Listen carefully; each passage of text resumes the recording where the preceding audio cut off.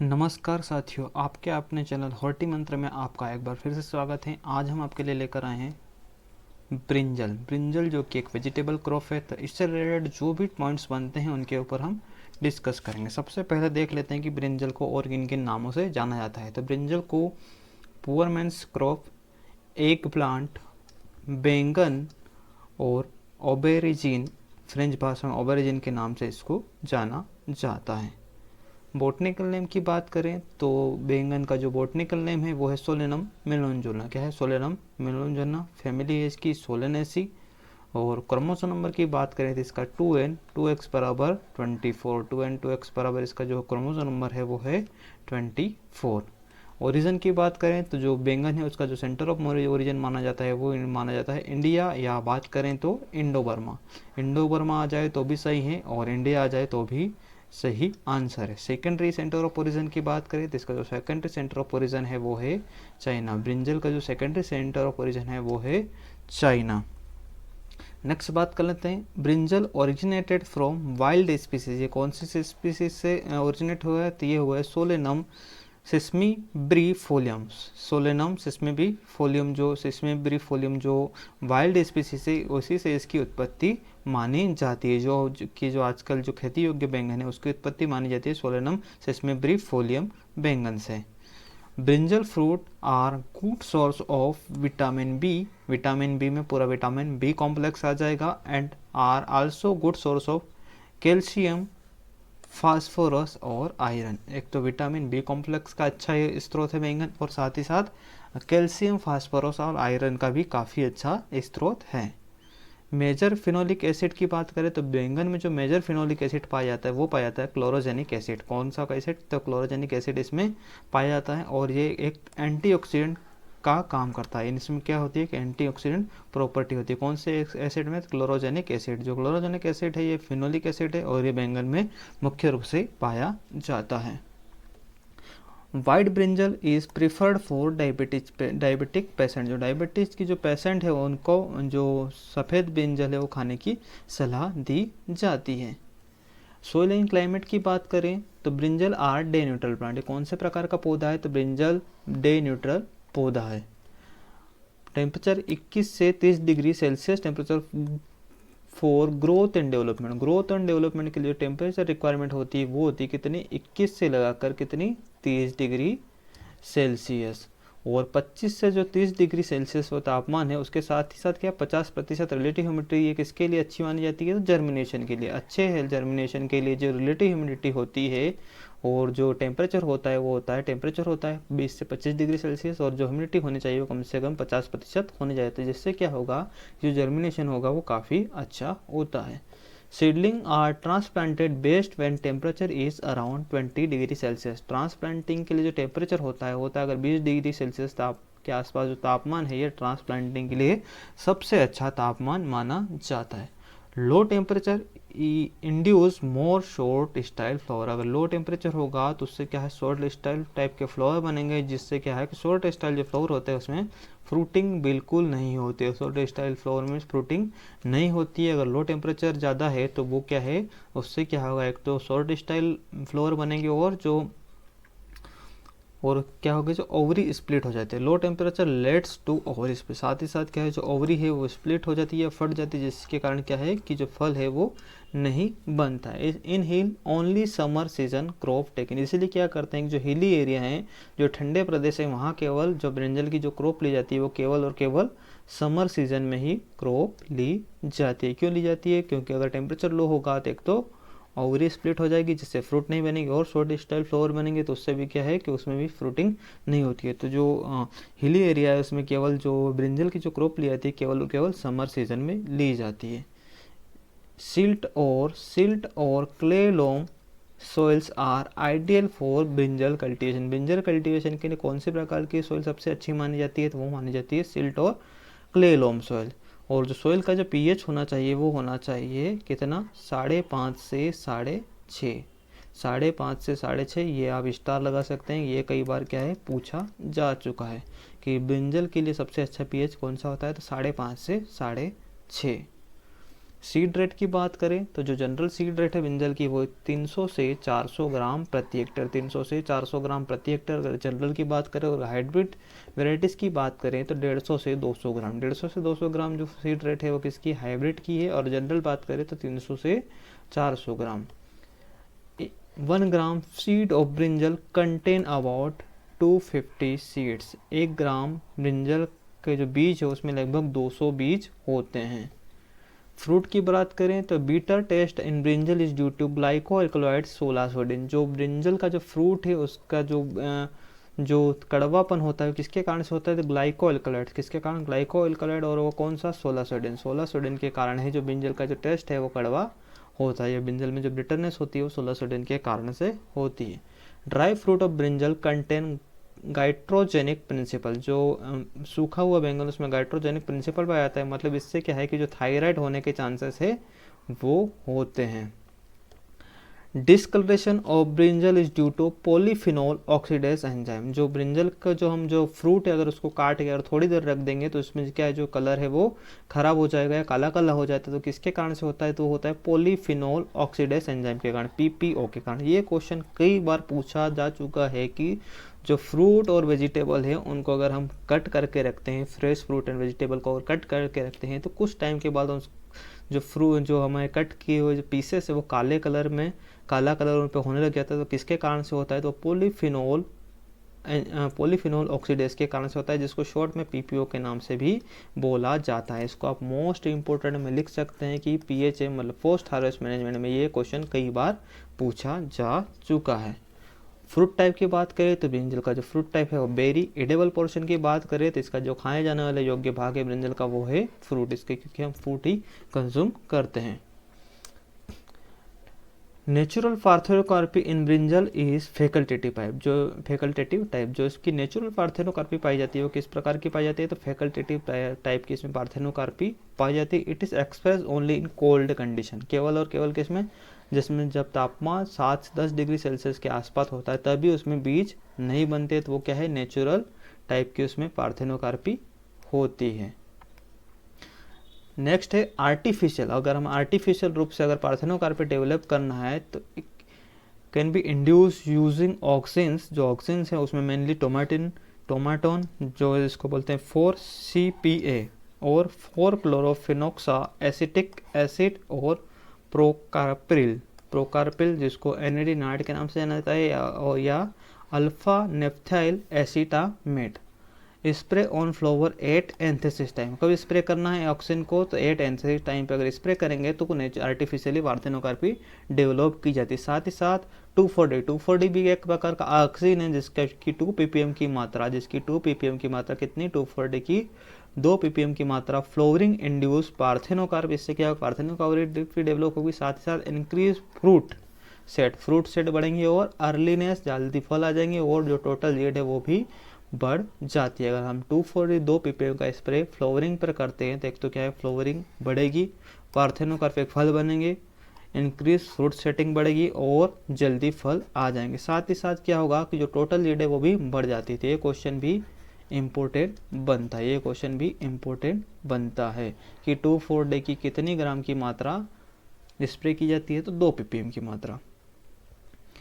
Anthocyanin pigment present in fruit is responsible for purple colour के लिए, फलों की पर्पल कलर के लिए कौन सा पिगमेंट जिम्मेदार है, तो वो जिम्मेदार है एंथोसाइनिन पिगमेंट। कौन सा, तो एंथोसाइनिन पिगमेंट ब्रिंजल के पर्पल कलर के लिए जिम्मेदार है। Pigment dark purple brinjal has more vitamin C. जो ज़्यादा डार्क पर्पल जो अगर उसमें पिगमेंट है या ज़्यादा डार्क पर्पल जो फ्रूट है उसमें विटामिन से ज़्यादा मात्रा में होता है अदर वेराइटीज़ की तुलना में, या वाइट स्किन जो है उसकी तुलना में इनमें विटामिन सी ज़्यादा मात्रा में पाया जाता है। फ्लावर की बात करें तो जो ब्रिंजल के जो फ्लावर है इनको 4 भागों में या 4 प्रकार में डिवाइड किया गया। सबसे पहला है लॉन्ग स्टाइल फ्लावर इनमें, जिसमें क्या है कि मैक्सिमम फ्रूट सेटिंग होती है। किसमें सबसे ज़्यादा फ्रूट सेटिंग होती है, तो लॉन्ग स्टाइल फ्लावर में होती है, जो 70 से 86% तक जो फ्रूट सेटिंग होती है वो होती है लॉन्ग स्टाइल फ्लावर में। दूसरा है मीडियम स्टाइल फ्लावर। तो मीडियम स्टाइल फ्लावर में जो फ्रूट सेटिंग होती है वो होती है 12.5 से 55% तक। जबकि जो सूडो फ्रूट स्टाइल फ्लावर है उसमें फ्रूट सेटिंग नहीं होती है, साथ ही साथ जो शॉर्ट स्टाइल फ्लावर है उनमें भी फ्रूट सेटिंग नहीं होती है। अगर जो लॉन्ग स्टाइल फ्लावर है उसमें जो स्टाइल है वो काफ़ी बड़ा होता है, तो उसमें जो पॉलिनेशन है वो काफ़ी अच्छा होता है, जिसके कारण क्या है कि इसमें सबसे ज़्यादा फ्रूट सेटिंग होती है। जबकि जो मीडियम शॉर्ट स्टाइल फ्लावर है इसमें भी पॉलिनेशन हो जाता है, तो इसमें भी फ्रूट सेटिंग हो जाती है। जबकि जो शॉर्ट स्टाइल फ्लावर है इसमें पॉलिनेशन नहीं हो पाता, तो इसमें क्या है फल नहीं बनते। और शॉर्ट स्टाइल मतलब इसमें जो स्टाइल है वो पाई नहीं जाते या होते ही नहीं है, तो इसमें भी क्या है पॉलिनेशन नहीं होता है। तो इन दोनों में क्या है फ्रूट नहीं बनते। तो जो सबसे ज़्यादा जो फ्रूटिंग सेटिंग होती है लॉन्ग स्टाइल फ्लावर में, और उसके बाद शॉर्ट स्टाइल फ्लावर में। Heterostyle is common feature in multi flower cymes except bunch type. जो बंच टाइप है उसमें हेटेरोस्टाइल नहीं पाई जाती, जबकि जो साइम टाइप है इसमें हेटेरोस्टाइली पाई जाती है। फ्लोवरिंग और flower formation affected by nutritional factor. बैंगन की जो फ्लोवरिंग है ये जो पोषक तत्व हैं उसके कारण से काफ़ी प्रभावित होती है। फ्लावर ओपनिंग, अगर एंथेसिस टाइम की बात करें तो जो फ्लावर ओपन होते हैं वो होते हैं सुबह 6 बजे से 7:30 बजे समर के टाइम में। और अगर विंटर सीजन की बात करें तो सुबह 11-15 के आसपास क्या है विंटर सीजन में इसमें फ्लावर ओपन होती है। एंथेसिस टाइम इसको हम बोल सकते हैं। पोलिनेशन की बात करें तो brinjal is self pollinated crop but cross pollinated आकार। ब्रिंजल क्या है वैसे तो क्या है सोलेनेसी फैमिली की क्रॉप है, तो ये इसमें क्या है सेल्फ पोलिनेशन होता है, बाकी इसमें क्रॉस पोलिनेशन भी होता है। Cross pollination is occur due to presence of heterostyly. किसके कारण से क्रॉस पोलिनेशन होता है? हेटेरोस्टाइली मैकेनिज्म के कारण इसमें क्रॉस पोलिनेशन होता है। In brinjal chance cross pollination in more long style flower. सबसे ज़्यादा जो क्रॉस पोलिनेशन होता है किसमें होता है? लॉन्ग स्टाइल फ्लावर में होता है। ब्रिंजल इज सेल्फ पोलिनेटेड और सेल्फिंग, इसमें जो सेल्फिंग होती है मतलब सेल्फ पोलिनेशन होता है, कितना होता है? सेल्फ पोलिनेशन इसमें होता है 30 से लगा के 40%। और क्रॉस पोलिनेशन कितना हो जाता है? तो क्रॉस पोलिनेशन होता है वो होता है लगभग 60 से 70% तक इसमें क्रॉस पोलिनेशन होता है। इसी कारण ये क्या है कि ओपन क्रॉस पोलिनेटेड क्रॉप है। ओपन क्रॉस पोलिनेटेड क्रॉप वे क्रॉप होती है जिसमें क्या है कि सेल्फ पोलिनेशन और क्रॉस पोलिनेशन दोनों होता है। तो हम ब्रिंजल को कौन सी क्रॉप बोलेंगे? तो ब्रिंजल क्या है? Open cross pollination, open cross pollinated crop है। मेन पोलिनेटर्स, जो मेन पोलिनेटर है कि ब्रिंजल में कौन से जो पोलिनेशन करने वाले एजेंट है जो पोलिनेशन या क्रॉस पोलिनेशन मदद करते हैं, तो वो सबसे पहला है बम्बल बी और हनी बी। ये दोनों क्या करते हैं? ये ब्रिंजल में क्रॉस पोलिनेशन के लिए जिम्मेदारी है, क्रॉस पोलिनेशन में ये हेल्प करते हैं। Lake of suitable pollinators favour selfing. अगर ये पोलिनेटिंग एजेंट नहीं है या जो पोलिनेशन करने वाले एजेंट उपलब्ध नहीं होते तो उनमें क्या होता है? सेल्फिंग होती है या सेल्फ पोलिनेशन होता है। सेल्फिंग या सेल्फ पोलिनेशन उनमें होता है। या तो सेल्फिंग और सेल्फ पोलिनेशन होगा, कब होगा? जब क्या है जो पोलिनेटिंग एजेंट जो है वो अवेलेबल नहीं होते तो उनमें सेल्फिंग होती है। Mimosa pudica plant should be planted in विनिसिटी of brinjal to encourage pollination and visit to this bees. जो माइमोसा पुडिका है जिसको क्या बोला जाता है? छुई मुई। जो छुई मुई का पौधा है इसको जो ब्रिंजल के हमारे प्लांट है या खेत है उसमें क्या है इसको लगाने की सलाह दी जाती है। किससे क्या होगा कि बम्बल बी और जो हनी बी है उसकी विजिटिंग बढ़ेगी क्रॉप पर, जिससे क्या है कि हमारा जो क्रॉस पोलिनेशन होगा वो आसानी से होगा या अच्छा होगा, जिससे क्या है कि फ्रूट सेटिंग अच्छी होगी। All the present day cultivar belong to 3 species. जो भी आज की जो कल्टिवेटेड स्पीसीज वो 3 स्पीसीज से बिलोंग करती है। कौन सी? Solanum esculentum. इसमें क्या है राउंड शेप और एक शेप जो कल्टीवेटर है कौन से स्पीसीज के हैं? तो वो सोलेनम एस्कुलेंटम स्पीसीज के हैं। सोलेनम स्परपेंटिनम, तो ये लॉन्ग टाइप और जो फिलेंडर टाइप के जो वेराइटियाज है वो सोलेनम स्परपेंटिनम टाइप स्पीसीज की है। और सोलेनम डिस्प्रेसम, तो जो सोलेनम डिस्प्रेसम है जो अर्ली वेराइटियाँ है, और जो ड्राइव ब्रिंजल की वेराइटी है वो किससे कौन से स्पीसीज से बिलोंग करती है? तो वो सोलेनम डिस्पर्सम से बिलोंग करती है। Solanum melongena is more closely related to solanum incanum than that show any other species of solanum. Solanum torvum is wild species which has also wide range of soil borne diseases resistant। जो Solanum टोरम species है इसमें क्या है कि जो जितनी भी मृदा जनित बीमारियां होती हैं उनके प्रति क्या है रेसिस्टेंट पावर ज़्यादा होती है। Philo 1940 classified the both cultivated and wild form brinjal on agroecological basis। जो फिलो है जिनने 1940 में क्या किया था कि जो ब्रिंजल की कल्टीवेटेड स्पीसीज है और जो वाइल्ड स्पीसीज है उनका क्लासिफिकेशन किया था किसके बेसिस पे, एग्रो इकोलॉजिकल जोन के बेसिस पे या एग्रो इकोलॉजिकल बेसिस पे ने क्लासीफाई किया था कि ना। तो जो ब्रिंजल की क्लासिफिकेशन से जो रिलेटेड साइंटिस्ट है वो है फिलो। ये क्वेश्चन भी पूछा जा सकता है कि फिलो किससे रिलेटेड है, तो ब्रिंजल के क्लासिफिकेशन से रिलेटेड है। पोस्ट हार्वेस्ट मैनेजमेंट की बात करें तो longer storage period the seeds should be dried at to a moisture level 6%। अगर ब्रिंजल की सीड को हमें ज़्यादा लंबे समय तक स्टोर करके रखना है तो उसका जो मॉइस्चर लेवल है वो कम से कम 6% तक हमें करना पड़ेगा। Processing culture should have high dry matter. जो प्रोसेसिंग करने वाली जो वेराइटी है उसमें हाई ड्राई मैटर होता है और लो लेवल ऑफ फिनोल्स उसमें होना चाहिए। Green brinjal fruits have longest self life for. जो ग्रीन ब्रिंजल होते हैं उनकी सबसे ज़्यादा लंबी सेल्फ लाइफ होती है कितनी, 4 वीक या 4 सप्ताह तक उनको स्टोर करके रखा जा सकता है। पेस्ट एंड डिसीजेस की बात करें तो सबसे पहला है इसमें जो सबसे ज़्यादा जो हानि पहुंचाता है वो पहुंचाता है shoot and fruit borer Leucinodes orbonalis. इसका साइंटिफिक नेम है। It is major pest of brinjal और ये ब्रिंजल का मेजर पेस्ट है। और सबसे ज़्यादा हानि इसी के द्वारा पहुंचाई जाती है। अगर इसमें शूट की बात करें तो इसमें जो अफेक्टेड प्लांट है वो अफेक्टेड जो पार्ट है वो इस प्रकार से दिखाई देता है कि यहाँ क्या है कि इसका जो लार्वा है वो क्या है यहाँ से फीड करता है, तो ये जो ऊपरी पोर्शन है ये क्या है डैमेज हो जाता है या काफ़ी हद तक खराब हो जाता है। अगर फ्रूट की बात करें तो ये फ्रूट में भी क्या करता है, इसकी जो सुंडी है वो छेद कर देती है और छेद करके जो अंदर वाला जो हिस्सा है पल्प वाला हिस्सा उसको फीड करती है।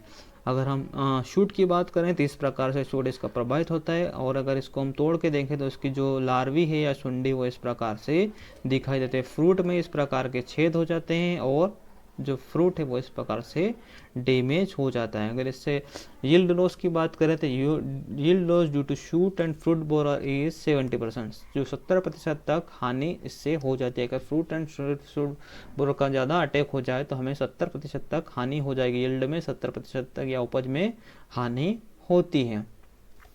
फमोप्सिस ब्लाइट की बात करें तो फमोप्सिस जो ब्लाइट है वो होती है फमोप्सिस वैक्सेंस के कारण होता है। Is a serious disease of seed production के लिए सबसे भयंकर बीमारी ये मानी जाती है। इसमें क्या है कि जो फल है उस पर फफोले पड़ जाते हैं और जो फल है वो सड़ने लगते हैं, जिससे क्या है हमारे जो सीड है वो पकते नहीं और जो पत्तियाँ हैं वो भी जली हुई सी प्रतीत होती हैं। नेक्स्ट है बैक्टीरियल विल्ट। जो बैक्टीरियल होता है स्यूडोमोनास सोलेनम सीरम के कारण ये सीरियस डिसीज कहाँ, वेस्ट बंगाल और उड़ीसा के लिए सीरियस डिसीज है। दूसरी होती है फ्यूजेरियम विल्ट, वर्टिसिलियम विल्ट और मेजर वस्कुलर डिसीज। ये भी क्या है, ये भी एक प्रकार की विल्ट है और ये भी बैंगन के पौधों में होती है। इसमें क्या है जो बैंगन का जो प्लांट है ये सूखने लगता है या मरने लगता है। अब अगली जो डिसीज है वो है little leaf. In 1939 Thomas and Krishnaswamy was first reported little leaf disease of brinjal in India. India में लिटिल लीफ डिसीज को किसने रिपोर्ट किया था, तो वो किया था थॉमस और कृष्णास्वामी ने। कब किया था, तो 1939 में लिटिल लीफ ब्रिंजल की रिपोर्ट की गई थी। किसके द्वारा, कृष्णा और थॉमस के द्वारा, कृष्णास्वामी और थॉमस के द्वारा। Little leaf of brinjal is most serious disease, ये भी मोस्ट सीरियस डिसीज है और किसके द्वारा होती है, मेमेलो मतलब माइकोप्लाज्मा लाइक ऑर्गेनिज्म के कारण होती है। और इससे जो क्रॉप लॉस होता है वो होता है 40 से 80% तक। जो क्रॉप लॉस है, यील्ड लॉस होता है वो होता है 40 से 80% तक। Little leaf of brinjal is transmitted by leaf hopper, किसके द्वारा ट्रांसमिट होता है, तो मेनली लीफ हॉपर के द्वारा ही ट्रांसमिट होता है। साथ ही साथ जेसिड के द्वारा भी ट्रांसमिट होता है। Transgenic brinjal in India develop by Mahyco using cry 1 एसिजिन। जो ट्रांसजेनिक ब्रिंजल है या बीटी ब्रिंजल है वो किसने डेवलप किया है इंडिया में, तो वो महिको कंपनी ने डेवलप किया है, जिसमें क्राई 1 एसिजिन का उन्होंने यूज़ किया है। और किसके प्रति रेसिस्टेंट होती है, तो ये रेसिस्टेंट होती है फ्रूट एंड शूट बोरर, क्योंकि सबसे ज़्यादा यही हानि पहुँचाता है। ओरोबंकी स्पीसीज रूट पैरासाइट है। It is serious weed of brinjal, ये एक प्रकार का रूट पैरासाइट है जो कि पौधों को हानि पहुंचाता है। और इसका जो कंट्रोल किया था ओरोबंकी के कंट्रोल के लिए 2,4-D है वो उसका यूज किया था। किसके लिए? ओरोबंकी के कंट्रोल के लिए 2,4-D का यूज किया जाता है। बैक्टीरियल विल्ट रेसिस्टेंट वेराइटियों की बात करें तो वो है पूसा अनुपम, पूसा केशव, पूसा ऋतुराज, पूसा पर्पल लॉन्ग, पूसा अर्कानिधि, नीलकंठ। ये क्या है? बैक्टीरियल विल्ट के प्रति रेसिस्टेंट वेराइटी है। बैक्टीरियल विल्ट के प्रति रेसिस्टेंट वेराइटी कौन कौन सी है? तो पूसा अनुपम है, पूसा केशव है, पंत ऋतुराज है, पूसा पर्पल लॉन्ग, अर्कानिधि, नीलकंठ। और अगर बात करें फॉर्मोप्सिस ब्लाइट रेसिस्टेंट वेराइटी की तो वो है पूसा भैरव, ये हाईली रेसिस्टेंट है पूसा भैरव फॉर्मोप्सिस ब्लाइट के प्रति। Pusa Anupam florida market resistant to ये फ्यूजन विल्ट के प्रति भी रेसिस्टेंट होती है। Phomopsis blight and bacterial wilt resistant variety की बात करें तो है पंत सम्राट, ये दोनों के प्रति रेसिस्टेंट होते हैं। फॉर्मोप्सिस ब्लाइट और बैक्टीरियल विल्ट दोनों के प्रति रेसिस्टेंट होती है, जबकि जो फ्लोरिडा मार्केट है ये फॉर्मोप्सिस ब्लाइट और फ्यूजन विल्ट के प्रति रेसिस्टेंट होती है। Little leaf of brinjal resistant variety कौन सी है? तो अर्काशील लिटिल लीफ के प्रति रेसिस्टेंट होती है। मंजरी कोटा ये भी क्या है? लिटिल लीफ के प्रति रेसिस्टेंट है। और ये बाई कलर और राउंड टाइप की वेराइटी कौन सी? मंजरी कोटा। नेक्स्ट है एफिड रेसिस्टेंट वेराइटी। तो जो एफिड रेसिस्टेंट वेराइटी है वो अन्नामलाई, जो अन्नामलाई है ये एफिड रेसिस्टेंट वेराइटी। इसको आप इम्पोर्टेंट में लिख सकते हैं कि जो एफिड रेसिस्टेंट वेराइटी है ब्रिंजल की वो कौन सी? वो है Annamalai. Less affected by fruit and shoot borer, ऐसी कौन सी वेराइटी है जिसमें जो फ्रूट एंड शूट बोरर का जो से कम अफेक्टेड होती है वो होती है पंत सम्राट। जो पंत सम्राट है इसमें फ्रूट एंड शूट बोरर का इफेक्ट कम देखा गया है। टॉलरेंट टू फूड बोरर के प्रति जो सहनशील वेराइटी कौन सी है? वो है पंजाब सदाबहार। रेसिस्टेंट सोर्स किसके लिए? कौन सा जो सोर्स है रेसिस्टेंट है? तो सोलेनम ज़ेंथोकार्पम, ये रेसिस्टेंट टू फॉर्मोप्सिस ब्लाइट के प्रति जो रेसिस्टेंट पावर जो डेवलप किया गया, किससे डेवलप किया गया है? तो वो डेवलप किया गया है सोलेनम ज़ेंथोकार्पम के द्वारा। Solanum indicum resistant to root knot nematode, root knot nematode के प्रति जो रेसिस्टेंट पावर कहाँ से है? तो वो सोलेनम इंडिकम से है। नेक्स्ट है solanum sisymbriifolium resistant to root knot nematode, ये भी रूट नोट नेमाटोड के प्रति रेसिस्टेंट है। धन्यवाद। अगर वीडियो अच्छा लगे तो लाइक, शेयर और सब्सक्राइब जरूर करें। धन्यवाद।